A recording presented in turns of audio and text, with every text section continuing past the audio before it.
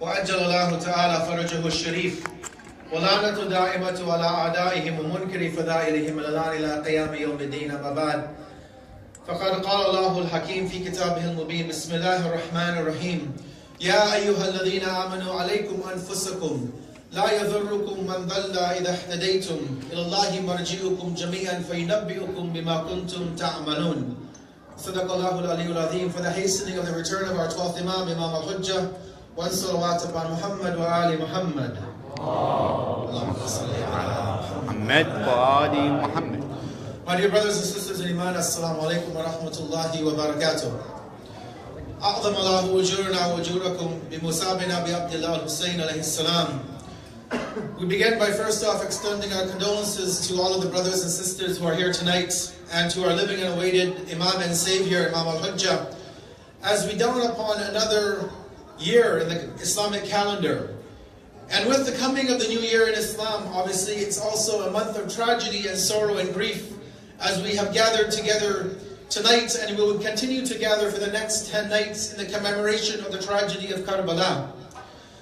And this is an ideal opportune time for us as a community of believers to reconnect to the tragedy of Karbala, to reconnect to ourselves, and to reconnect to our awaited Savior, our Imam of our time, Imam al-Hujjah. May Allah hasten his return. And to learn more about our religion, our responsibilities that we have to Allah, and to reform ourselves through the legacy of Sayyid al-Shuhada, Imam Hussain alayhi salatu wassalam. This year marks the 1378th year after the tragedy of Karbala. And many times people ask us, and maybe we think to ourselves, that after almost 1400 years, is this message still relevant to humanity? Is the remembrance of Karbala? Because this story that we will relate over the next 10 nights, this is an event that happened almost 1400 years ago. And the same tragedy that you heard last year, that you heard 10 years ago, that you heard 20 years ago, will be the same tragedy that we will relate this year. There's no change in the historical events. What happened happened. People sometimes wonder, we question ourselves that what is the relevance of commemorating an event year after year after year? And you know, when we look at the world that we live in today, in this 21st century era, we realize when we look around us at major events that society commemorates, that even though an event may have transpired 10, 20, 30 years ago, but yet the society that we live in continue to remember it. You just take, for example, World War I, World War II. They happened well before any of us, or many of us, were even into this world. But yet, the societies that we live in, every year, they will gather at the beaches, at the land where those wars initiated, and they will remember that battle every year. They'll remember the soldiers that fell in the battle. They'll remember their legacy. They'll remember what they went through. Why do they do that? Maybe it's because to remember that memory, that legacy, will remind us to never repeat what happened in the past. And so when we commemorate Karbala, an event that happened almost 1400 years ago, we do so to remind ourselves of the tragedy of what happened, but also to remember the fact that the event is still continuing on in history. It didn't end with the death of Sayyid al-Shuhada on the day of Ashura. It didn't end with the captives being taken after Karbala to Sham and back to Medina. Karbala continues until today. Karbala, the message of Sayyid al-Shuhada, continues until the time of the zuhur of our 12th Imam. And it will continue even at the time of our 12th Imam, until all of those forms of oppression, of tyranny, have been eradicated from the face of earth, from all of humanity. And then, and maybe then, this commemoration will conclude. But maybe it will continue in the legacy of remembering the tragedy of Karbala. This Muharram season, I've chosen a topic which I want to try and elaborate upon in these next 10 nights. And it's based upon the theme of the verse which I began with. I began with a verse from Surah Al-Ma'idah, chapter number 5, verse 105. And the verse reads like this. Allah says, Ya ayyuhalladhina amanu. He addresses you and I as believers. Anytime that we read the Quran and we come across this passage, we have to stop. We have to stop and think about what it is Allah is about to say to us. Because when He addresses you and I as the mu'minun, as the believers, He wants you and I to reflect on something important that we need to be aware of in our lives. What does He say after He says, "O you who believe, alaykum anfusakum." He says, I advise you to think about yourselves, about your nafs, about your soul, about you as a human being. He says that nobody can harm you who is misguided once you are on the straight path. Once you and I as believers realize that we are on the path of truth, we are on the right path, which as we believe and which we can corroborate from a hadith and the ayat of the Quran, is the path of Muhammad and Ali Muhammad alayhimus salam. Once we find ourselves on that path and we are confident in our Islam and our submission to Allah, then as Allah says, "La yadhurrukum man dhalla idha ihtadaytum." You can never be miswayed, you can never be dissuaded from the path when you are on that straight path. From this verse, I want to begin this series of lectures on the topic of reformation through supplication. How can we as individuals reform our own selves through the concept of the dua, of supplications that we have, to make us worthy of being amongst the helpers and assistants of our 12th Imam, Imam al-Hujjah, Ajjalallahu ta'ala farajahu al-Sharif. Sallu ala Muhammad wa ali Muhammad. And I'm going to do this through the supplication taught to us by our 12th Imam himself. You know, within the school of Ahlul Bayt, alayhimus salam, we have a beautiful concept of the supplication, the dua. You know, we know that on a Thursday night, we'll gather together, we'll recite dua Kumail. A very beautiful dua that Amir al-Mu'mineen teaches to his companion Kumail. We know that on Friday mornings, if we have the time, we recite dua Nudba. The 6th Imam gives us dua Nudba. He teaches it for us to recite during the period of the ghaibah, of the occultation of our 12th Imam. And we go through the calendar year, we have all of these different supplications. The dua of Arafat and Sayyid al-Shuhada, dua Tawassul, dua Samat. All of these supplications we have within our corpus of literature of supplications. One of the things that people sometimes wonder is, what is the relevance of the dua within my life? What benefit does it give me to make dua to Allah? Is there a benefit? Right? We spend all of this time reading the du'as. We listen to them, we read the translation. Is there a benefit in making dua to Allah? Because sometimes, and I'll try to elaborate on this theme in the nights to come, sometimes we ask ourselves, and as I've been asked before, if Allah knows what I need, why do I have to make dua to Allah? Allah is all-knowing. He's Al-Alim. He knows everything. He's Sami'ul Basir. He knows what I need. Why do I bother making dua to Allah? If Allah knows I need things for my existence, He can just easily give it to me. Why do I have to pray to Allah for certain things? You know, and incidentally in the hadith, we're told that even make dua for your shoelaces. Even the salt that you put into your food, make dua for Allah to give you the salt, because if He does not want to give it to you, you would not get it. So hadith tell us to be in constant communication. Ayat tell us, وَدَعُونِي أَسْتَجِبْ لَكُمْ, call upon me, Allah says, I will answer you. So many ayat talk about du'as. Prophets who couldn't have children, they make dua to Allah. So many times we see this concept in the Quran of praying to Allah for our needs. But is there a way to reform ourselves? Is there a way to change our own personal challenges that we have, our character, through the concept of the supplication of the dua? Inshallah, in this series of lectures, we want to go through a dua from our 12th Imam, in which he looks at traits, at sifat, at qualities, at characteristics that he expects you and I to have. We have to keep in mind that we are living in the akhir al-zaman, in the latter day. We're living in a unique time in the existence of humanity.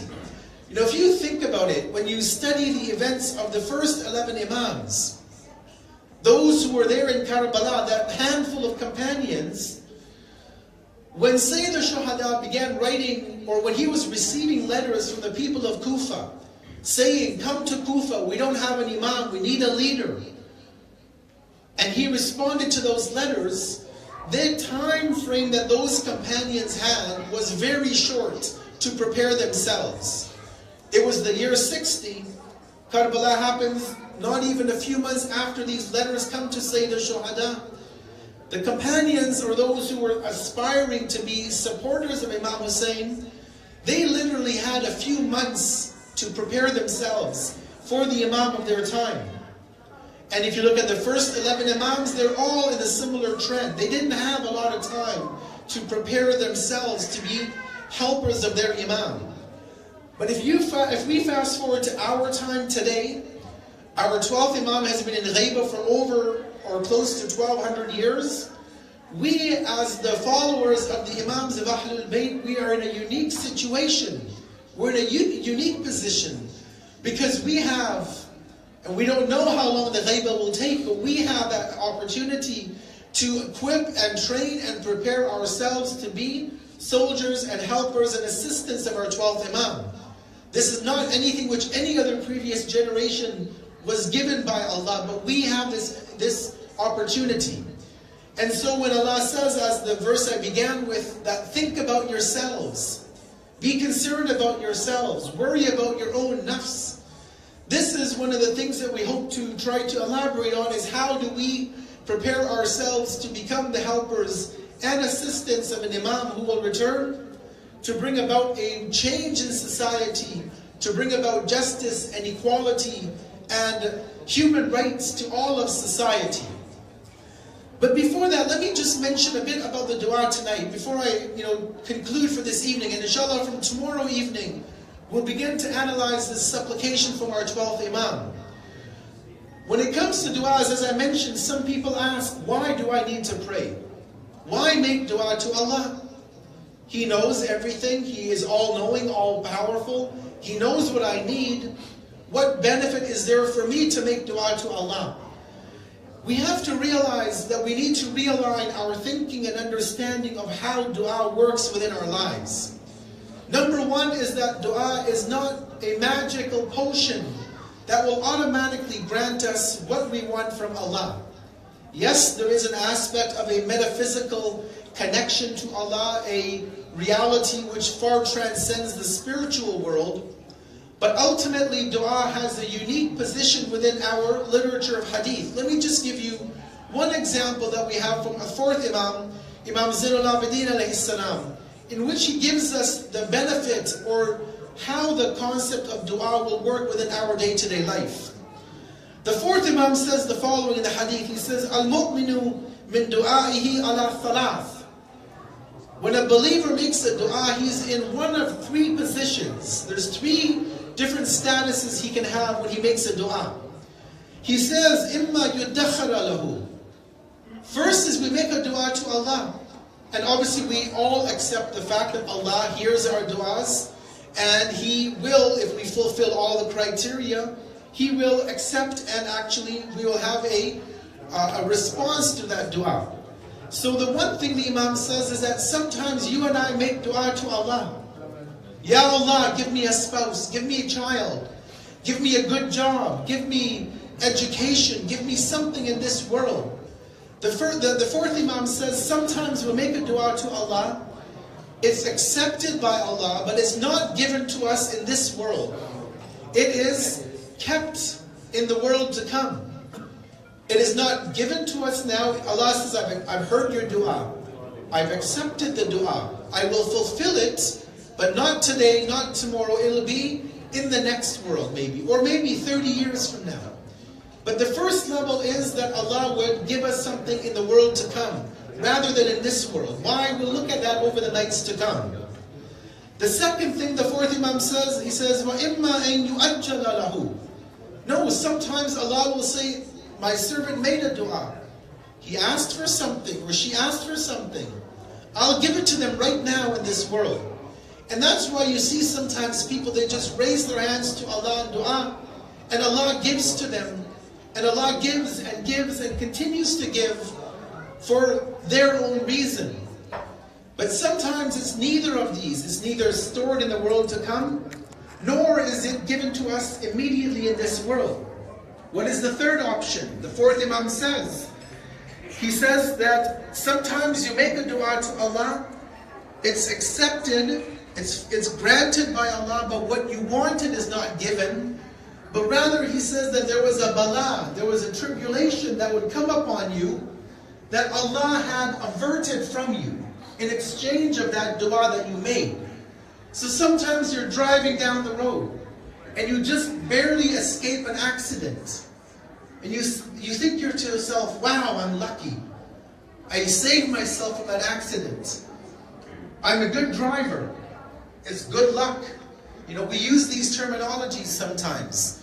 The fourth Imam says, no, that the dua you made, maybe you made a dua maybe a few weeks back for a job or for something in your life, and Allah knew that that wasn't good for you, and so what He did is He took a calamity, a problem that would come to you, and Allah says, I'm going to avert that problem to come to you through that dua that you made a couple of weeks ago.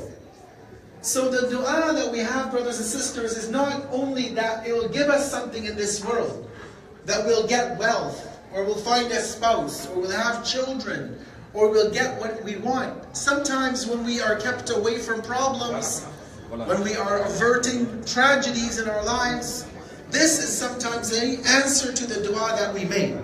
But again, obviously, we don't realize it, we don't know it. It is in the knowledge and the wisdom of Allah. Another point I want to make clear tonight, as we go on this journey through the dua of our 12th Imam, is that the dua is not only a spiritual connection to Allah, meaning that it doesn't only have a supernatural connection to us. Sometimes we make dua to Allah and we expect something miraculous to happen in our lives. When you look at so many supplications that we have in the school of Ahlul Bayt, alayhim as-salam, and we always tend to think of them as we make dua and something will happen from Allah directly. We make a dua for wealth and somehow we'll be given millions of dollars. We make a dua for something and it happens right away by Allah. We have to realize that the du'as that we have from Ahlul Bayt, they are not just a supernatural connection that Allah will change our fate, but rather that the dua is there for you and I to change ourselves. That the du'as are there for you and I to change our own outlook on the world that we live in. And this is clear in many of the du'as that we have. In the month of Ramadan, for example, other than dua al-iftatah, we have a lot of other short supplications we recite. One of the du'as begins where we say, Allahumma adkhil ala ahli al-qubur as-surur. Allahumma aghni kulla faqir. Allahumma ashbik kulla ja'il. Allahumma aksir kulla uryan. And it goes on and on and on. Oh Allah, gladden the people in the graves. Oh Allah, feed those who are hungry, clothe those who are naked. Protect those people who are in prison, who are wrongfully incarcerated. This kind of a supplication, we have to realize that we're putting thoughts in our own head that we need to help these individuals out. Allah will not come down and feed people. Allah will not come and distribute clothing to the people who need it. Allah will not go to the federal prisons and release the people. This is our responsibility. So these supplications, they teach us what we need to do in our own life. I'll give you an example. In the compilation of the fourth Imam, the book which is known as Sahifat al-Sajjadiyah, the beautiful compilation of 50 or around 60 supplications of the fourth Imam. And you look at a vast majority of what the fourth Imam is saying in these, and it's about you and I who read that dua to change our outlook on the world, to change how we perceive our challenges, our shortcomings, our weaknesses, our flaws. I'll give you just one example in dua number 30. Dua number 30 is a very interesting supplication. It's about people who are in debt. You know, many of us who live here, in order to buy a house, we have to get a mortgage from the bank, because nobody has millions of dollars in the bank account to buy a house with cash. So we get a mortgage. We don't have money to buy our cars outright, so we get a loan from the bank. Many of us, maybe a majority, are indebted to the bank or to the system in some form or another. Now, we can make dua to Allah, Ya Allah, give me rizq, give me millions of dollars. But guess what? When we go onto our smartphone and check our bank balance, there's not going to be any more money in there today as they were as yesterday, just because we made a dua to Allah. He's not going to deposit money in our account. I wish it worked like that, but Allah doesn't do that. So why do we make dua? Allah, give me more. Why in the 30th dua of the fourth Imam does he make a dua for people who are in debt, who have mortgages, who have loans? Look at these few passages from the Imam, what he says. He says, after he says the salawat, he says, Allahumma salli ala Muhammad wa alihi, wahjubni, Allahumma salli ala Muhammad wa ali Muhammad. He says, wahjubni an sarfi wal izdiyad, wa qawwimni bil badli wal iktisad, wa alimni husn al taqdir, wa qbidni bil lutfika an tabdhir. He's putting in my mind, in your mind, a philosophy of being economical. Not being frugal, not being cheap, but being very modest in our spending. How do I spend my money? Do I get paid on a Friday and I go out to the restaurants and spend all my money going out? The newest phone comes out and people spend $1,000, $1,500 on a new smartphone. A new television comes on the market and will drop $4,000 on a TV. And then we wonder why we have no money at the end of the day. We wonder why we're paying so much interest to the bank. It's because we're not being moderate in our spending. So in this dua, the fourth Imam doesn't say, Allah, mysteriously send me money into my account. He says, give me the ability to control my spending.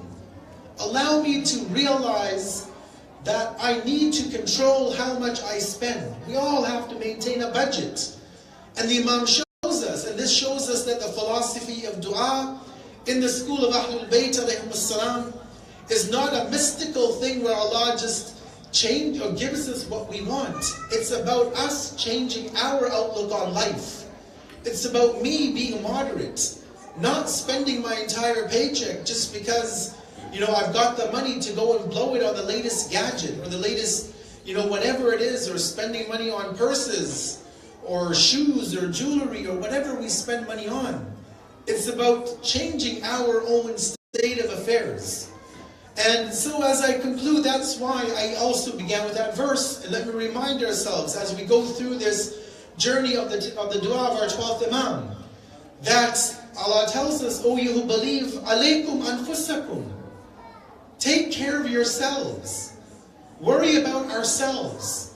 When we worry about ourselves as individuals, and then we worry about our spouse, our children, our families, then our communities will be in order. Allah tells us so many times, Ya ayyuhalladhina amanu qu anfusakum wa ahlikum. Save yourselves and your family. It's all about saving the self. It's about rectifying the self. Karbala, which we're here to commemorate these next 10 nights, is about rectification of the self. It's about changing ourselves as human beings.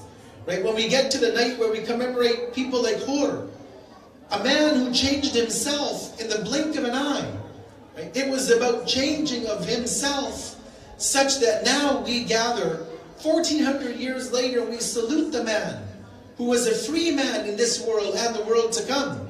But had he not changed himself, nobody else could have changed him. And that's why some people stayed on the camp of evil. And that's why some people came to the camp of Sayyid al-Shuhada, because they were thinking about themselves, about how to change themselves as individuals. And we'll see in these nights that when we look at the dua of our 12th Imam, and we focus on certain passages, that we'll begin to be able to evolve, to change our own character, to get ourselves more in line with the teachings of Islam. Those teachings which were preserved by Sayyid al-Shuhada in Karbala. Those teachings which each of our Imams preserved and protected in their own ways. And that if we do so, if we try to fulfill the requirements that are mentioned in the dua of the 12th Imam, we will see that we will be ready to be in the camp of the 12th Imam when he makes his dhuhr, when he makes his advent. But obviously, in order for that to happen, just as the companions of Sayyid al-Shuhada had to be ready, had to prepare themselves, had to prepare their own soul to be ready to help the Imam, we as believers, as men, as women, we also have to prepare ourselves. And I speak to all of us, myself included, that we all have to go through a reformation in these nights of Muharram. We have to go through a rectification of the soul, to purify ourselves, to be ready to help and to assist and to welcome our 12th Imam, Imam al-Hujjah, Ajjalallahu ta'ala farajahu sharif, that when his dhuhr takes place, and when he comes to bring about that government of justice, of equality, of fairness, of humanity upon the earth, that we won't think twice. We won't be like maybe the people of Kufa. We won't be like those who abandoned Rasulullah or the Imams of Ahlul Bayt alayhim as-salam. That we won't have a wavering in our faith. That we'd be ready to help and assist the Imam. And that through our rectification of our soul, through the transformation, through the legacy of Karbala, that we will be ready to help and assist the Imam. And that we ask, as we conclude this first night, we ask Allah to accept this act of worship that we are embarking upon. We ask Allah that as we board this ark of Hussein, this Safinatul Hussein, as the scholars have given this understanding, this ark of Hussein, which is vast, it accompanies and it welcomes everybody on board. And it's the quickest way to get to Allah. We ask Allah to allow us to purify our intentions, our niyat from tonight, that we come to the majalis of Sayyid al-Shuhada for the sake of rectification of ourselves, to become better human beings, to become better followers of the Ahlul Bayt alayhim as-salam, and that we can leave these gatherings with a renewed sense of commitment and devotion to Muhammad and ala Muhammad alayhim as-salatu was-salam. Allahumma salli ala Muhammad wa ali Muhammad. We close and we ask Allah to accept our act of worship on this night, and that Allah hasten the dhuhr of our 12th Imam, Imam al-Hujjah, and that we can be worthy of being amongst his helpers and assistants and his adherents in this world, and that we can benefit from the intercession of Muhammad and ala Muhammad in the world to come. رَبَّنَا تَقَبَّلْ مِنَّا